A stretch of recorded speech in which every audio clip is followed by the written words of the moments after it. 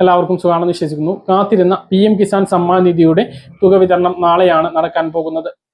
ഉത്തർപ്രദേശിലെ വാരണാസിയിൽ വെച്ചിട്ടാണ് പ്രധാനമന്ത്രി PM കിസാൻ സമ്മാൻ നിധിയുടെ 20ാമത്തെ ഗഡുവിന്റെ വിതരണം നടത്തുന്നത്.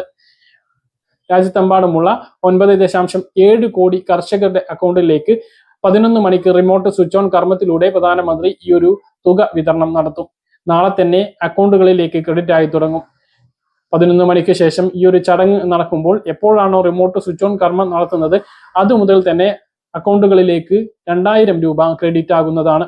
PM അഗ്നിചാർക്ക് കർഷക രജിസ്ട്രേഷൻ, അതുപോലെ തന്നെ കതിർ ആപ്പ് രജിസ്ട്രേഷൻ ഉൾപ്പെടെയുള്ളവ ചെയ്യാത്തതുകൊണ്ട് PM കിസാൻ സമ്മാൻ നിധി തുക ആർക്കും മുടങ്ങിപ്പോവുകയില്ല എന്നുള്ളതും ഈ ഒരു സന്ദർഭത്തിൽ ഓർമ്മിപ്പിക്കുകയാണ്. അപ്പോൾ കാത്തിരിക്കുന്ന ആളുകൾക്ക്, PM കിസാൻ സമ്മാൻ നിധി കാത്തിരിക്കുന്ന ആളുകൾക്ക് ആ ഒരു 2000 രൂപ കൂടി വരികയാണ്.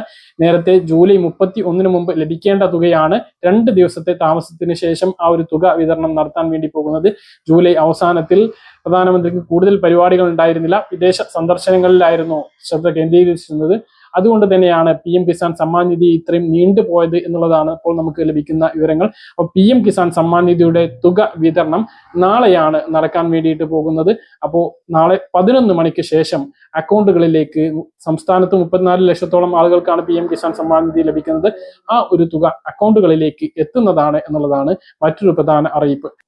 ഉത്തർപ്രദേശിലെ വാരണാസിയിൽ വെച്ചിട്ടാണ് പ്രധാനമന്ത്രി PM കിസാൻ സമ്മാൻ നിധിയുടെ 20ാമത്തെ ഗഡുവിന്റെ വിതരണം നടത്തുന്നത്.